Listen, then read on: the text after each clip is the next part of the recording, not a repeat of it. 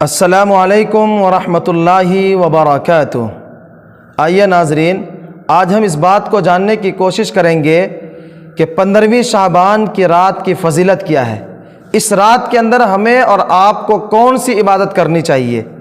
اس رات کے اندر مسجدوں میں عبادت کرنی چاہیے یا اپنے گھروں کے اندر عبادت کرنی چاہیے؟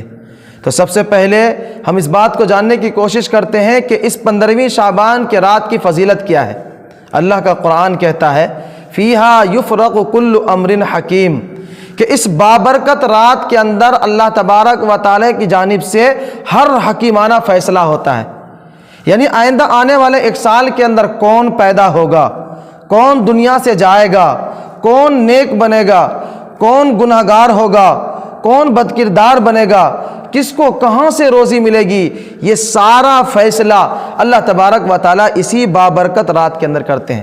تو لہٰذا یہ رات بہت برکتوں والی رات ہے، یہ بہت عظمتوں والی رات ہے، یہ بہت شان والی رات ہے۔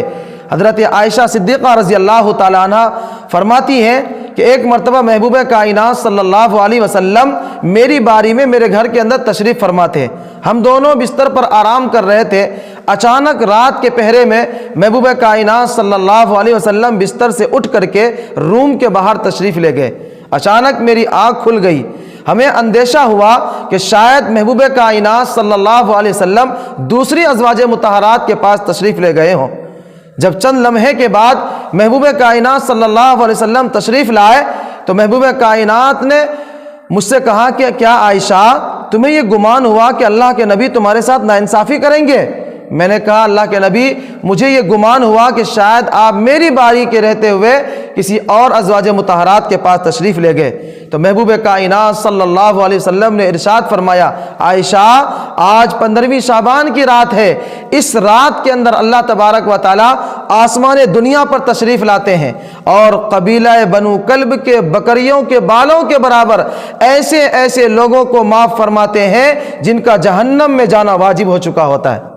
حضرت علی رضی اللہ تعالیٰ عنہ کی روایت ہے، فرماتے ہیں اللہ کے نبی صلی اللہ علیہ وسلم نے ارشاد فرمایا جب 15ویں شعبان کا شام آتا ہے تو شام ہی سے اللہ تبارک و تعالیٰ آسمان دنیا پر تشریف لے آتے ہیں اور ندا لگانے والوں سے ندا لگواتے ہیں کہ ہے کوئی پریشان حال، ہے کوئی مصیبت زدہ، ہے کوئی بیمار، ہے کوئی رزق کا مطالبہ کرنے والا، آؤ میرے پاس، میں ان کی تمام ضرورتوں کو پوری کروں گا۔ تو لہٰذا یہ بہت برکت والی رات ہے، یہ بہت عظمت والی رات ہے۔ اس رات کی ہمیں اور آپ کو قدر کرنی چاہیے۔ اس رات کے اندر کثرت سے اپنے گناہوں کی معافی کے لیے اللہ رب العزت کے سامنے گر گرانا چاہیے، اللہ رب العزت کے سامنے رونا چاہیے اور اپنے گناہوں کا معافی اللہ تبارک و تعالیٰ سے مانگنا چاہیے۔ دوسرا یہ کہ اس رات کے اندر ہم کون سی عبادت کریں گے؟ جب عبادت کا مسئلہ آتا ہے ہم لوگ الجھن میں پڑ جاتے ہیں، ہر کوئی اس فکر میں ہوتا ہے کہ آج کون سی عبادت کریں۔ تو اس بات کو یاد رکھیے گا، اس رات کی فضائل تو ثابت ہے، اس رات کا برکت ہونا شریعت میں ثابت ہے، لیکن اس رات کے اندر عبادت کون سی کی جائے گی یہ ثابت نہیں ہے۔ جس کا جو دل چاہے، قرآن پڑھنا دل چاہے، نفلی نماز پڑھنے کو دل چاہے، تسبیح پڑھنے کو دل چاہے، ذکر و اذکار کرنے کو دل چاہے، دعا اور ذکر اور فکر میں لگنے کو دل چاہے، جو آپ کا دل چاہے وہ آپ کریں۔ کوئی بھی عبادت اس رات کے اندر جو ہے متعین نہیں ہے اور شریعت سے ثابت نہیں ہے۔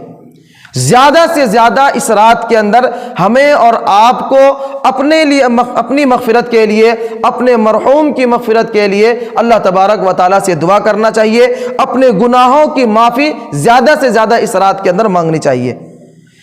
تیسری بات یہ ہے کہ اس رات کے اندر ہمیں اور آپ کو عبادت مسجد کے اندر اکٹھا ہو کر کے اجتماعی شکل میں کرنا چاہیے یا تنہائی میں گوشہ نشی اختیار کر کے اپنے گھروں کے اندر اس عبادت کو کرنا چاہیے۔ تو اس بات کو یاد رکھیے گا، محبوب کائنات صلی اللہ علیہ وسلم نے ارشاد فرمایا کہ میری مسجد میں نوافل اور سنن پڑھنے سے زیادہ بہتر اپنے گھروں کے اندر پڑھنا افضل ہے۔